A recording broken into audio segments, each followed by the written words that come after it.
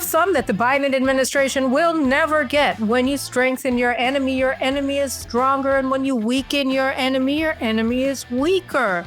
In its last days in office, the Biden administration is doing everything that it can to strengthen every enemy that comes in its way. I'll give you all the details coming up on In Focus.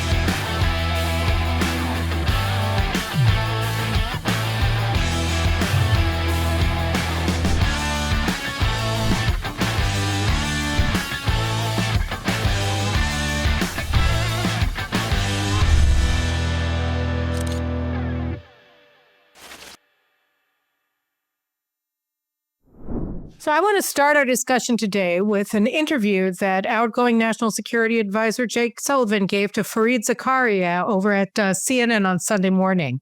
I'm just going to read you a quote. So here's what he's talking about in relation to Iran. Okay, he's talking about Iran. It says, what I found over the last 4 years is that when good things happen, like Iran being weaker than it was before, there are frequently bad things lurking around the corner. So don't weaken Iran, right? That's what he's hinting at. Well, here he's going to get right to the point. If you're Iran right now and you're looking around at the fact that your conventional capability has been reduced, your proxies have been reduced, your main client state has been eliminated, Assad has fallen, it's no wonder that there are voices saying, hey, maybe we need to go for nuclear weapons right now. They're saying it publicly, in fact. They're saying maybe we have to revisit our nuclear doctrine, a doctrine that has said, we'll have a civilian nuclear program and certain capabilities, but we're not going to make a nuke. It's a risk we're trying to be vigilant about now. Oh, so what he's saying is that we were all better off when Iran was ringed by, or had ringed Israel by proxies, right? By its proxy terror forces, by Hezbollah, by the Houthis, by Hamas, of course, and by the Iraqi militia, and by Bashar Assad, and with Russian forces poised to defend it in 2 bases in Syria, right? So Iran was safer. It was less willing to make nuclear weapons when it had all of these deterrent forces at its disposal, all around Israel, deterring Israel, right? That's what they're saying. The fact that Iran was speeding towards nuclear capabilities before October 7th, 2023, apparently never occurred to Mr. Sullivan, because what he's saying is that Iran was safer before October 7th. But here, let me just say, right, the reason that Iran was not attacked before October 7th was because of all of its proxies. It was safer and it was free to go after its nuclear aspirations, to achieve its nuclear dreams, right, to make its nuclear dreams come true, right? And in the meantime, right, I think there are 1,200 Israelis who were at the receiving end of the invading Hamas force on October 7th, who would cast aspersions at Jake Sullivan's intelligence for saying such a stupid thing, right? There are 800 plus families of fallen IDF soldiers who have been killed fighting this war who would say that he doesn't know what he was talking about, and 13,500 families of IDF forces who have been wounded in this war who would take issue with his claim, right? Because the point is that that Iran was so powerful on October 7th that not only was it pursuing nuclear weapons, it believed that the time had come to allow its proxies to initiate an assault on Israel because it believed that Israel was dead to rights, that it was going to be invaded by Iran's proxies, that Hamas would invade, that Hezbollah would invade, that the Houthis would attack, that the Iraqi militias that are beholden to Tehran would attack, that Bashar Assad would maintain his position as a highway of jihadists on the road to Jerusalem, and everything would be well. And then Iran could just sort of quietly traipse across the nuclear finish line because it was a threshold nuclear state on October 6, 2023. But that's not what Jake Sullivan says. Jake Sullivan says that until then, until all of these terrible things happened, Iran just wanted a civilian nuclear project. Then why was it enriching uranium to 60%? Why was it stockpiling enriched uranium that was nearly weapons grade? Why was it weaponizing, why was it developing nuclear warheads, adapting its existing warheads to be capable of carrying nuclear bombs? Why was Iran doing all of these things? Why were they developing satellite technology that would enable them to shoot intermediate range ballistic missiles? Why was it doing any of the things that it was doing for the past 20 years if all they wanted was a civilian nuclear project? They didn't. They did it all because they were building nukes, and they were doing it immune to assault because of the Ring of Fire. And so what he's saying is that after it's lost all of its deterrence, after Hezbollah is gone and signed a ceasefire with Israel, with Hamas on its last feet. What is it? On its last legs. Sorry. With Hamas on its last legs, with the Houthis now, getting creamed not only by Israel, but even by the United States over the past couple of days, with the Iraqi militias just said that they were going to stop fighting Israel because they didn't want to risk massive retaliation against Iraq, right? Syrian Bashar Assad is gone. With all that, and with both the Syrian military capabilities, anti-aircraft batteries, and their entire military gone, and all of Iran's anti-aircraft capabilities wiped out in a previous Israeli strike, with an open road to Qom, to Isfahan, and to all of the other major nuclear installations in Iran for Israeli aircraft jets and missiles. Why is he saying that Iran is more dangerous? True, there are people in Iran that are saying now is the time to carry out a nuclear test. But there are also people in Iran who are saying now is the time to capitulate before the Israelis destroy the entire country. That's what's happening in Iran right now. That is what the debate is about. The debate is about whether or not Iran should cross the nuclear threshold and be wiped out by Israel, or have its nuclear installations wiped out by Israel, and maybe even the United States, or at least in 28 days, the certainty that the United States would be involved in some way in such an attack rises exponentially, or whether they should just capitulate ahead of time because they don't want that to happen. There was just a poll that was put out. I saw it on X. Naya Berg, I think her name is, put it out that it was on Iranian regime-backed media, the Kayan media, that showed that the Iranian regime was acknowledging that between 50 and 70% of Iranians want the son of the Shah essentially, to come to Iran to rule instead of its own regime. But why would they say that? Why would they say that? Because they realize that they're done. They're history, and they're just waiting to be destroyed by Israel. And so they're apparently making peace with the fact that they've lost everything. I don't know. Khamenei just made this crazy statement where he's saying, oh, Iran never had proxies. Oh, we don't have any proxies. We don't use proxy forces. That's right. Sucker, you lost them all. You don't have proxies anymore. Of course, they do. They have the Houthis, and they do have the militias, and Hezbollah hasn't been completely destroyed, although it's been decimated, as all of the new coverage of the incredible beeper assault that took out 4,000 of Hezbollah's top leaders, several of whom were in the room with Nasrallah when that happened, right? They show that Israel did, in fact, wipe out much of Hezbollah's capacity to wage war. Doesn't mean that they're gone forever, but they're certainly out of the game for now, right? And Hamas is, where is Hamas? We'll get to that in a second. But here is the Biden administration making an argument that says what? We made a mistake by allowing Iran to be weakened because now they're going to cross the nuclear threshold. Well, no, they're probably not going to cross the nuclear threshold. I think we can rest assured that that's not actually going to happen. Prime Minister Netanyahu didn't come this far in order to just, pick up his marbles and go home and let Iran become a nuclear armed state. So the whole thing is just a ludicrous statement. But I think the most important thing, and the reason why I wanted to open with Sullivan's stupid statements on Fareed Zakaria, is because it shows that still today, the ideologues that have been the architects of the most disastrous, the most dangerous, the most incendiary, and destabilizing American Middle East policy in history still believe in the ideas, the terrible, stupid ideas that brought them to this point. They never, ever drew any of the necessary lessons from the utter failure of everything that they did.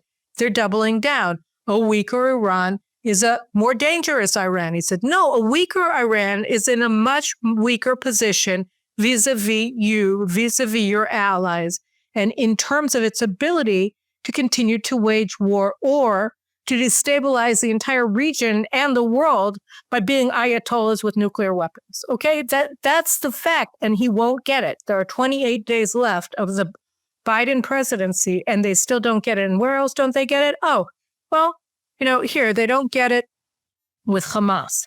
So, everybody wants a hostage deal. Everybody wants the hostages home. There are 100 hostages still in Gaza, around 64. Israel assessed that 64, give or take, are still alive.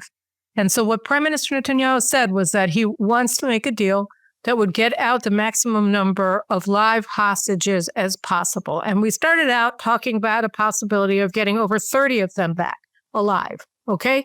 And then, the left started making all of these counterproductive statements, as they always do, right? And attacking Netanyahu in this way for being too soft, for being too hard, whatever. But then all of a sudden, I don't know why, but maybe because they realize that they really don't have an interest institutionally or whatever in giving up so many hostages, and they still believe that they're going to be saved by the bell somehow by the Biden administration or I don't know who. The Hamas terrorists, the interlocutors in these conversations that are going on in Cairo and I think in Doha and in other places have changed their tune. Now suddenly they're not giving a list of all of the live hostages. Now they've gone down in the number of hostages that they're willing to free. Maybe out of a total of around 30 hostages, only 11 or 12 will be alive. So, this is not going well. The negotiations that seemed to be going in a positive direction last week are no longer going in a positive direction. It's not clear at all that such a deal is going to be forthcoming. But what we see very clearly is that the Biden administration continues to work with the Israeli political opposition to try to use the hostage issue in order to destabilize the Israeli government, not in order to bring the hostages home. And so, unfortunately, even though today, as incoming National Security Advisor Mike Waltz said in an interview with Ben Shapiro that was broadcast yesterday, he said that, the United States is not going to abide by a situation where these terrorists are allowed to continue to hold hostages, not only Israeli hostages, but also several Americans are still being held hostages. He noted that they've been held hostage for even longer than the Americans were held hostage by the Iranians after they took over the U.S. Embassy in 1980. All right, so this is a statement coming from the President-elect Trump, coming from the incoming National Security Advisor Mike Waltz, said the United States is simply not going to abide by the continued captivity of these hostages after January 20th. So I don't pretend to understand what Hamas is doing. They are sadists. We know that. They are monsters. We know that. And they also, of course, view the hostages as their life insurance policy. And so long as the Biden administration remains in office, it will continue to be its life insurance policy.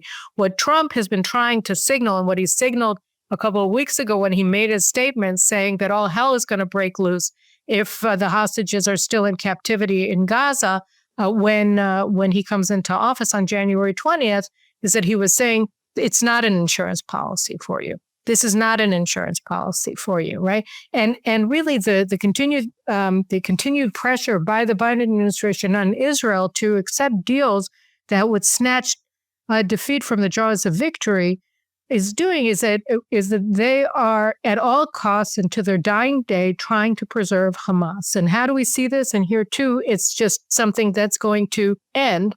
It has a sell-by date, which is January 20th, is the issue of resupplying of Hamas, right? So I argue in an article that is being published today in JNS that the minute that Israel took over the Philadelphia corridor, the border area between Gaza and Egypt in May, Hamas's destruction, its defeat as both a military force and as a political regime became just a question of time, because Hamas had an independent capability or capacity to resupply so long as it controlled the international border. It had the capacity to spirit the hostages out of Gaza so long as it held control of that international border. And as we saw with all of the subterranean tunnels that traversed the Philadelphia corridor that traversed the Egyptian-Gaza border, right? They could have done it all along, and that was my greatest fear, and it remains my greatest fear because, look, they're not giving us the hostages. They won't tell us who's alive and who's dead. So I still have a residual fear or a fear that I can't get rid of, that some of the hostages may not be in Gaza anymore. And God forbid, right? Because then they'll end up like Ron Arad, who was spirited out of Lebanon to Iraq. So after he was taken in 1985. So we don't know where any of these people are. We'd like to believe that they're all in Gaza. I know that the IDF says that by its information, they're all in Gaza. So God willing, they still are. But so long as Hamas held the international border with Egypt, it had the capacity to independently resupply itself with weapons, with men, with whatever that it needed, money, food, whatever it needed, so long as it had that international border. And once Israel took it away, Hamas lost the ability to supply itself, which meant that its own lifeline was solely based on the humanitarian aid that the United States insisted that Israel give to Gaza every day, and that Hamas should be in charge of distributing. The United States of America, under the Biden administration, is the reason that Hamas exists today. And the only reason, because if it hadn't been for American pressure, Israel would have laid siege to Gaza in October, and Hamas would have collapsed in October. The first place that Israel probably would have invaded would have been the international border with Egypt, would have been Rafah, cut it off, laid total siege on Gaza, and they would have collapsed. That's what happens when you lay total siege on a civilian population. You allow them to leave, and the regime collapses. But the Biden administration, for the past 15 months, has insisted on constant resupply of Hamas through the euphemistically euphemistically referred to as humanitarian aid, and that's it. So what did we find out last week?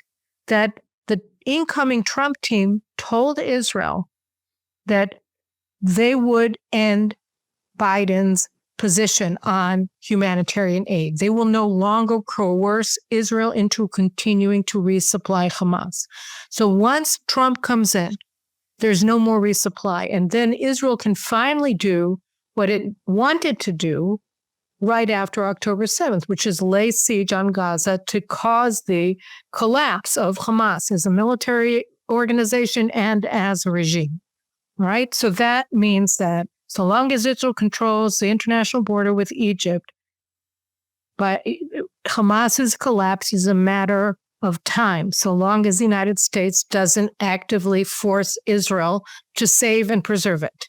And that, again, is going to end in a month. But for now, the Biden administration is making clear that they want Hamas to survive, and they are investing their efforts to their last dying day in office to preserve Hamas as a regime and as a military force in Gaza. That's what they're doing, just as they're bemoaning the fact that Iran is now open to Israeli jets. Its nuclear sites are unprotected from an Israeli advance. And now they're saying that Iran suddenly, for the first time, is seeking or seriously considering announcing that it is a nuclear armed state. So this is the Biden administration. That's not all, right? I mean, why is it that the Gaza-Egypt border was a border that enabled resupply of Hamas? Because the Egyptian regime of Sisi, of President Sisi, of Gamal Abdel Sisi, enabled that resupply. There's always a mirror. On the one hand, on the Palestinian side, you have terrorists. It doesn't matter if it's a Palestinian Authority or Hamas. And on the other side, you have partners with these terrorists, right? And so in the case of Egypt, it was a Sisi regime. And his son, Mohammed Sisi, is the deputy head of military intelligence, and he is one of the partners that controls the border zone with Gaza. So they made a lot of money enabling the smuggling of weapons and other material into Gaza. And it was only because the Egyptians were willing to countenance the massive militarization of Gaza that Hamas was able to build the kind of murder machine that it built that met Israel, that invaded Israel, and carried out a one-day genocide on October 7th, 2023. So Egypt was a partner with Hamas in the military buildup that enabled October 7th to transpire, right? And now, over the weekend, what did we find out? Al Jazeera reported that the Biden administration, again, that they just signed a $5.5 billion weapons deal with Egypt. What will Egypt buy from the United States? And I don't know how much of this is going to be military assistance and how much of this is going to be, purchases. All the same, $5.5 billion in U.S. military assistance to Egypt that includes 555 M1A1 Abrams tanks, okay?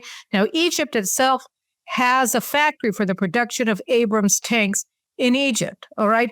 But American Abrams tanks are considered better, how surprising, than the Egyptian knockoffs. And so now Egypt is purchasing 555 Abrams tanks from the United States, and they're also purchasing an unspecified, an unreported number of Hellfire missiles. And let's just remember that the Biden administration and the Obama administration before it embargoed the sale and the transfer of already sold Hellfire missiles to Israel in times of war against Hamas, twice, in 2014 and now in the present war. Okay, but the same missiles that the Americans, that the Obama administration and the Biden administration embargoed vis-a-vis Israel, it is now selling to Egypt. And this is not great just based on Egypt's state sponsorship, effectively, of Hamas over the years that preceded October 7th, and also in the 15 months where they prevented any Gazans from leaving Gaza, effectively rendering them captives of Hamas's regime since the war began, right? And have repeatedly threatened to abrogate their peace treaty with Israel. But Egypt has also, in material breach of its peace treaty with Israel, remilitarized the Sinai Peninsula.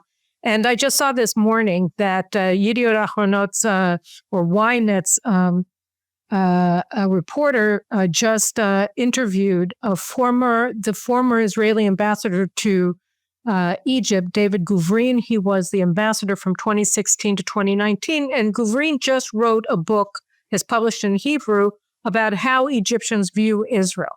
Okay, and he talked about the fact that for the Egyptian military, Israel is the imaginary enemy that they train against. Israel is the imaginary enemy that Egypt builds its military forces to fight.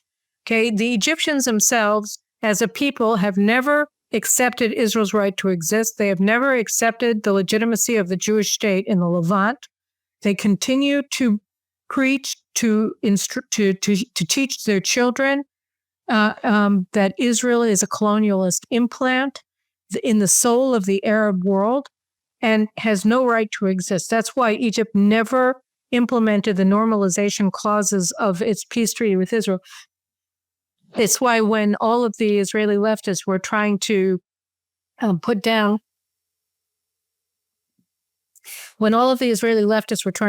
the Abraham Accords, because they're called normalization accords and not peace treaties, I said, these people are just showing how ignorant and ridiculous they are, because we have these peace treaties that have normalization clauses with Egypt and with Jordan, and you have a cold peace, diplomat to diplomat, and you have no normalization of relations. You don't have any, open or regular trade ties between Israel and Egypt beyond, agreements between governments. You don't have the normal kind of bilateral trade that you would want, because Israel is boycotted by all of your Egyptian trade unions, and anybody who works with Israel finds himself under police investigation and certainly ostracized in his community, in his trade community. So we don't have any normalization of relations with Egypt because the Egyptians believe that Israel has no right to exist.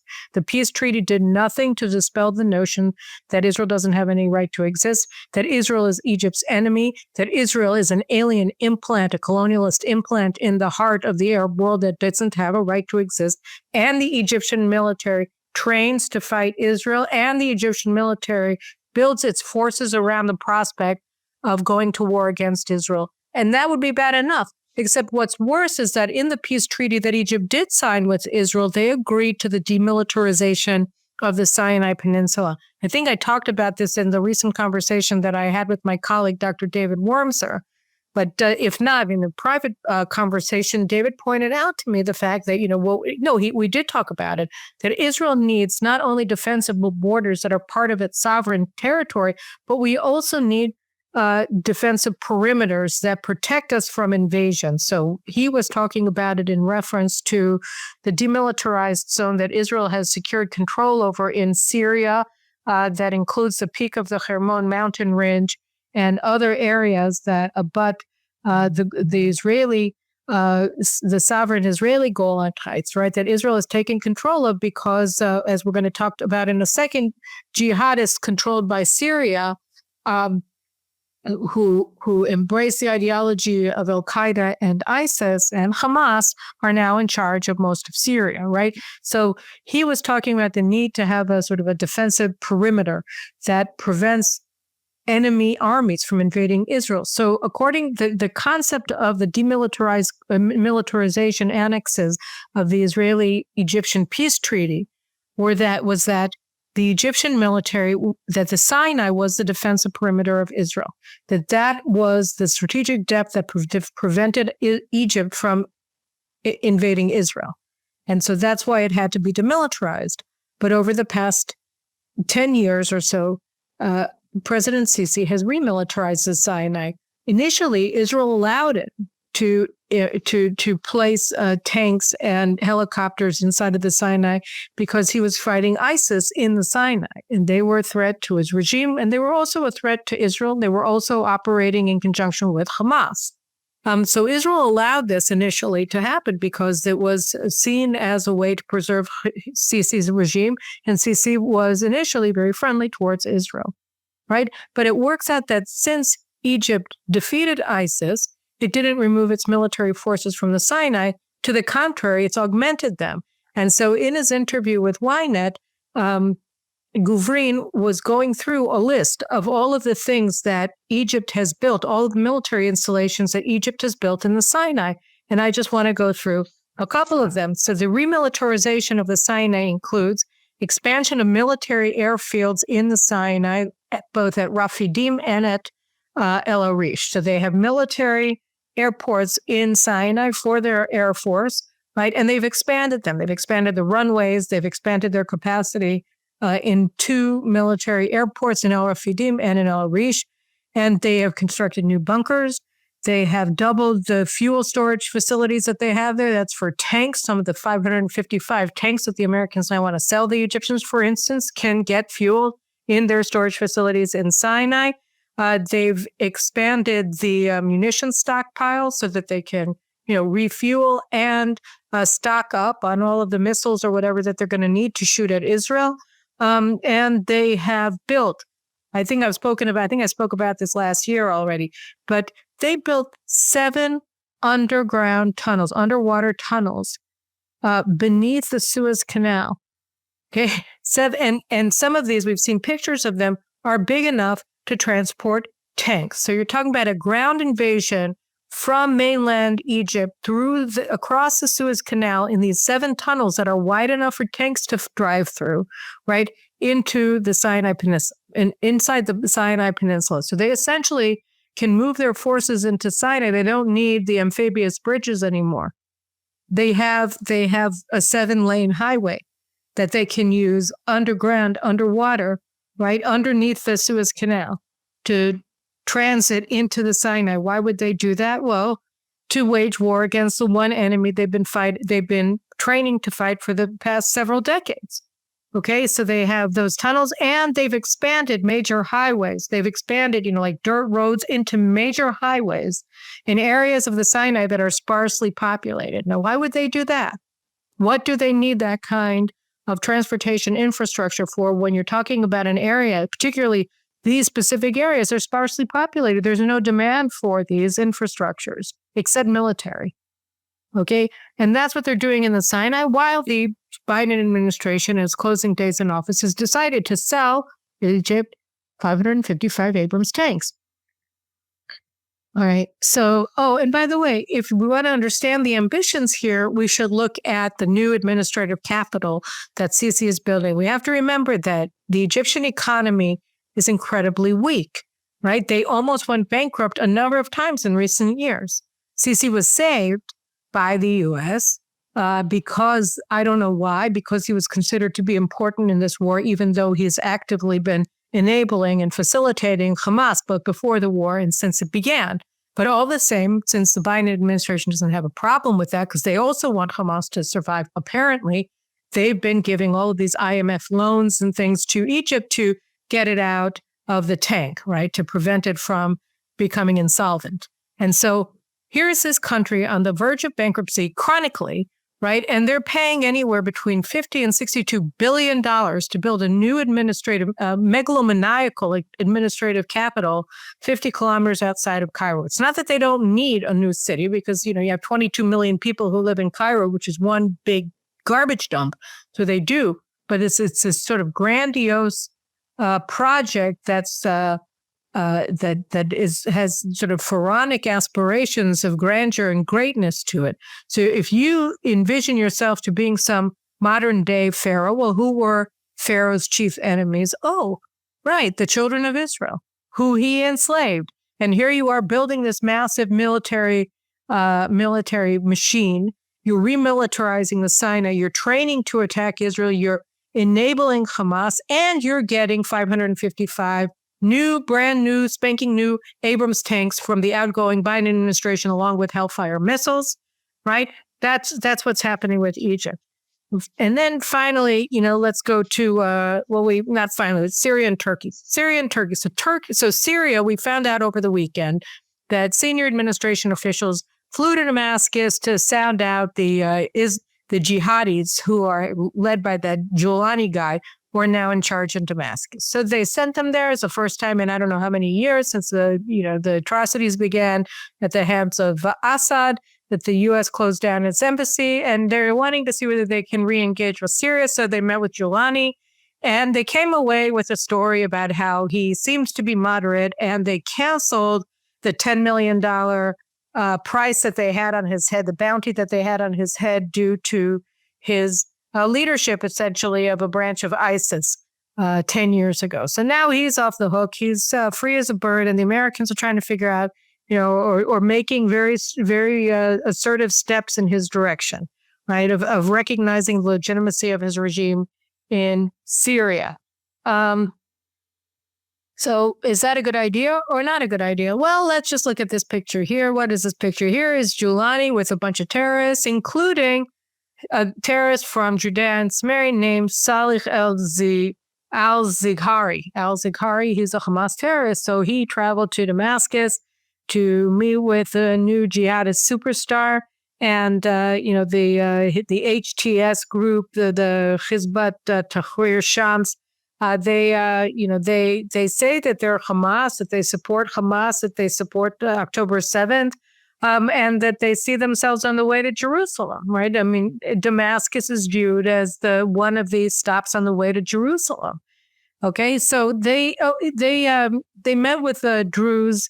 I think they met with the Christians, and it's all sort of part of this staged effort to pretend that they're going to respect the rights of all of the ethnic communities, the religious communities in Syria. But they're not saying that this is going to be a constitutional republic that's going to protect everybody. To the contrary, they're saying that they're going to, be allowed to live in Syria. But as what? Probably as dhimmis, as second-class citizens. That's how everybody is allowed to live, in utter humiliation. And there was another attack on the Christians in Homs last week. So this is clearly all a game. It's all a lie, right? And we've said this from the outset. These people are jihadis. And if that weren't enough, look at this picture. Look at this video here. What do we see here? We see ISIS terrorists in Turkey getting on buses to go to Syria. Okay, we've seen this before. Turkey was enabling ISIS terrorists or ISIS recruits from all over Europe to transit to Turkey on the way to Syria during the Syrian civil war. Right. And now they're doing it again. But it's all out in the open because these people are Erdogan's guys, right? He was the one who was protecting them. They were operating under his umbrella for all of these years in places like Idlib, and now they're in charge of Syria, right? Thanks to him. Thanks to him. So, and here is, what Giuliani said about Turkey. He said everybody was nice enough to take in Syrian refugees during the war, but the greatest of the greatest was Erdogan, and we owe him, and he's the best, and we love him, blah, blah, blah. What is he saying here? He's saying, I am loyal to Erdogan. I'm Erdogan's guy. Erdogan is the actual ruler of Syria, and I'm here as his stand-in. That's what he's saying. Okay, and Erdogan is shipping ISIS fighters to Turkey, to Syria. What are they going to do there? They're gonna convert to Christianity.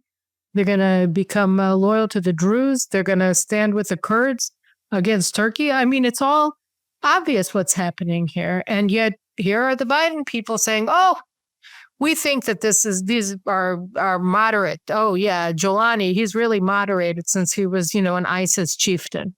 Sure. Then why didn't he shave off his beard? No. Well, he likes beards. He's whatever. So, I mean, it's just more stupidity, right? I'm not saying that these people are a mortal threat to Israel, but they could be, because that's what their ideology is, as Erdogan made clear here. Look at this clip.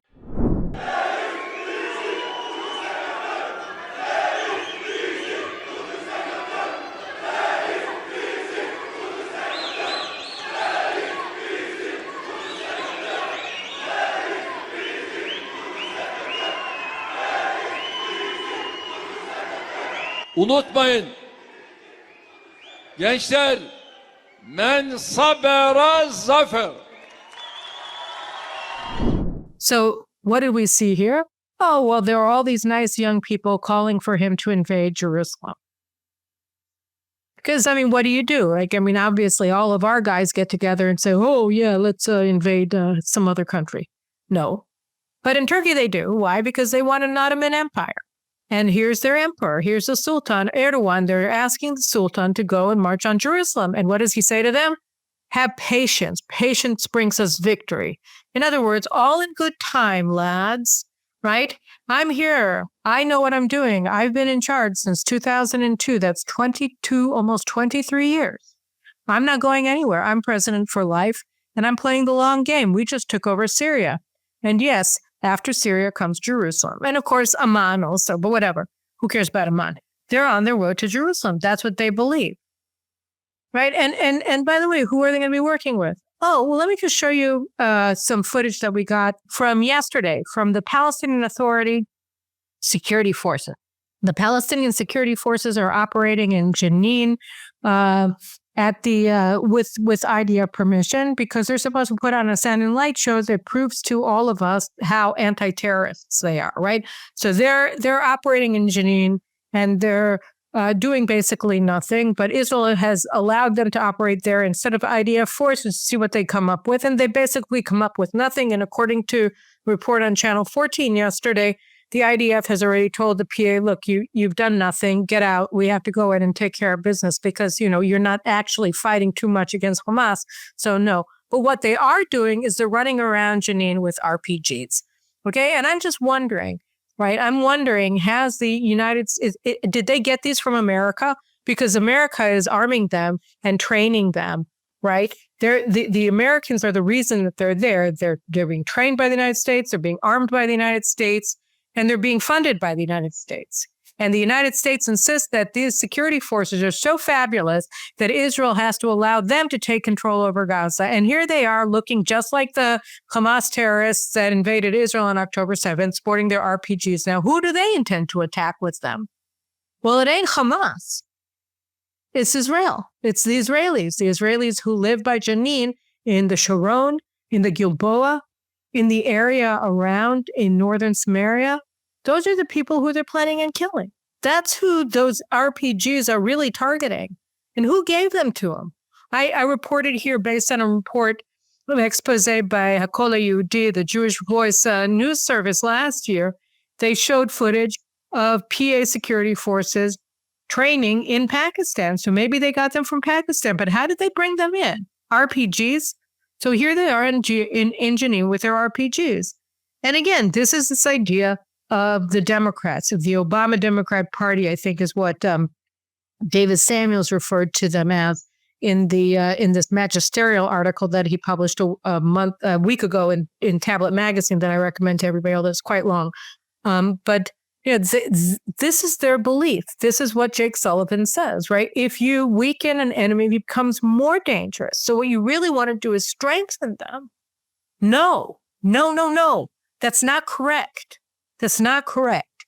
If we didn't know it already because we're not dumb, right, then at least over the past 4 years from the Afghan fiasco, right, to what's happening here on Israel's borders, when you strengthen your enemy is able to attack you more powerfully because thanks to you, he's stronger.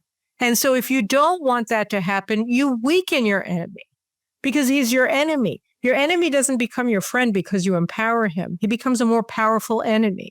And for that, of course, you have to actually listen to what he says when he says that he wants to annihilate you, right? But the Obama administration and the Biden administration, like the Israeli left for that matter, they never wanted to take seriously the ideology of people like Giuliani, right? Of people like Erdogan, of people like Mahmoud Abbas, or of Yahya Sinwar, or of Hassan Nasrallah. All of these people, as far as they were concerned, was people that were just waiting for a better deal. And the better deal was always about empowering them, enriching them, giving them land at the expense of Israel, usually, right? And then everything would be fine because they'd be powerful, they'd be fat and happy, and they wouldn't want to do jihad anymore. But they always wanted to do jihad because that's what they live for. And so, again, we have another 28 days of this, and this is pure pyromania. What the outgoing administration is doing, and the Trump administration will have its work cut out for it, right? But thankfully, they have Israel. And Israel knows that, okay, we're done empowering our enemies. The Netanyahu government put out a statement yesterday to Giuliani and all of his jihadi buddies that we're not going to allow them to operate in southern Syria. Nowhere near us. You want to get near us, we're going to send out our forces and they're going to kill you. Why? Because you're jihadis. And you can't lie to us. We know. And we're not stupid Jake Sullivan who goes to Fareed Zakaria and says, oh, now that Iran is weak, they're going to go to nukes. When they were going to nukes all along. But now they can't get them because they'll be destroyed beforehand. Right? And they know that too. So thank God we have Trump coming in and we have people like Trump and Mike Waltz and Rubio and others who get that you don't empower your enemies if you want peace. You weaken them. And we'll be moving forward, but oy vey, what these people are doing before they leave office, it's unbelievable. I'll talk to you later this week. Take care.